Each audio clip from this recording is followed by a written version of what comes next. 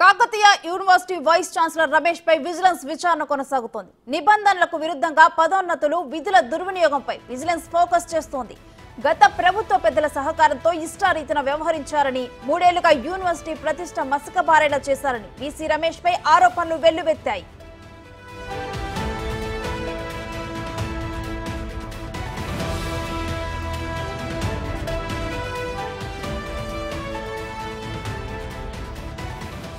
యూనివర్సిటీలో విద్యార్థి సంఘాల అరాచకాలు నడుస్తున్నాయని గతంలో వీసీ రమేష్ మండిపడ్డారు. తమకు అనుకూలంగా లేనందుకే తనపై ఫిర్యాదు చేశారని వీసీ ఆరోపించారు.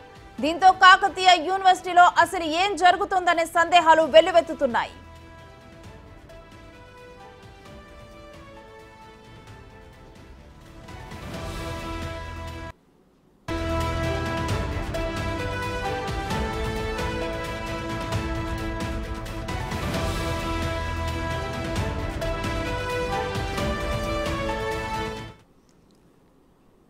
ఇక ఇదే అంశానికి సంబంధించి మరిన్ని డీటెయిల్స్ మా ప్రతినిధి వేణు అందిస్తారు.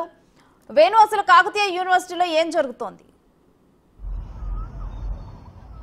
శ్రేణుశ్రీ, గత 3 ఏళ్ల కాలం నుంచి కూడా అటు వీసీగా ఎప్పుడైతే ప్రొఫెసర్ తాటికొండ రమేష్ నియామకం జరిగిందో అప్పటి నుంచి కూడా అనేక అవినీతి అక్రమ ఆరోపణలు ఆయనపై భారీగా వెలుగులోకి వచ్చాయి. అయితే ఎప్పుడు ఈ అవినీతి ఆరోపణలు బయటకు వచ్చినా కూడా గత ప్రభుత్వ హయాంలో ఉన్నటువంటి పెద్దలు ఆయనకు సపోర్ట్ చేసి వీసీ నియామకానికి సహకరించారంటూ ఆరోపణలు ఎదుర్కొంటున్నటువంటి ప్రస్తుత ఎమ్మెల్యే, గత మాజీ ఎమ్మెల్సీ ఉన్నటువంటి పల్లా రాజేశ్వరరెడ్డిపై కూడా తీవ్ర ఆరోపణలు వచ్చాయి.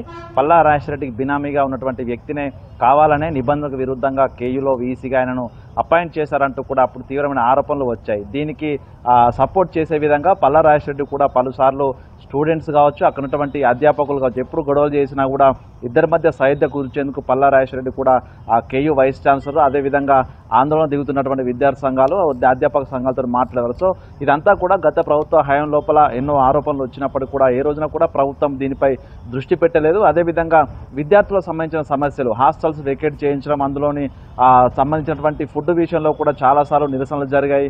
కరెంటు విషయంలోనూ విద్యార్థులకు కరెంట్ అందించట్లేదు, మంచిలు అందించట్లేదు, సరైన ఫుడ్ లేదంటూ కూడా ఎన్నోసార్లు రోడ్డెక్కి కూడా నిరసనలు చేశారు. అట్లాంటి సమయంలో కూడా వారికి సంబంధించినటువంటి వస్తువులు కల్పించాల్సిన వీసీ ఎన్నోసార్లు స్థానిక పోలీసులను పిలిపించి వారందరిపై కూడా కేసులు పెట్టించిన పరిస్థితి చూస్తాము. అదేవిధంగా ప్రధానంగా పిహెచ్డీ సంబంధించి కేటగిరీ 2 అడ్మిషన్ల విషయం లోపల బయటి వ్యక్తులకు కావాలనే పిహెచ్డీ సీట్లు అమ్ముకున్నారు. అందులో అర్హత కలిగినటువంటి విద్యార్థులకు పిహెచ్డీ సీట్లు ఇవ్వలేదంటూ కూడా దాదాపు 32 రోజుల పాటు విద్యార్థి సంఘాలు అన్ని కలిసి ఐక్య కార్యాచరణ సమితిని రూపొందించుకొని ఆమరణ రిలే దీక్షలు దిగాయి. సో అట్లాంటి సందర్భంలో కూడా ఈవెన్ వీసీ స్పందించకుండా అదే విద్యార్థులపై కేసులు పెట్టించి ఆ విద్యార్థుల మీద 3rd డిగ్రీ కూడా ప్రయోగించారు. ఇవన్నీ చూస్తుంటే గత ప్రభుత్వం యొక్క సపోర్ట్తోనే ఆయన ఇష్టారీతిన వ్యవహరించిన ఆరోపణలు. ఇక ప్రధానంగా కాకతీయ యూనివర్సిటీకి సంబంధించినటువంటి ప్రభుత్వ భూమి దాదాపు 627 ఎకరాల ప్రభుత్వ భూమి ఉంది. ఆ భూమి అన్యాక్రాంతం అవుతున్నా కూడా పట్టించుకోలేటువంటి ఆరోపణలు తీవ్రంగా ఉన్నాయి. అందులో ఒక కమిటీని కూడా వేశారు. ల్యాండ్ కమిటీని వేసిన తర్వాత ల్యాండ్ కమిటీలో అసిస్టెంట్ రిజిస్ట్రార్ అశోక్ బాబు అనే వ్యక్తి ఉన్నారు. ఆయనే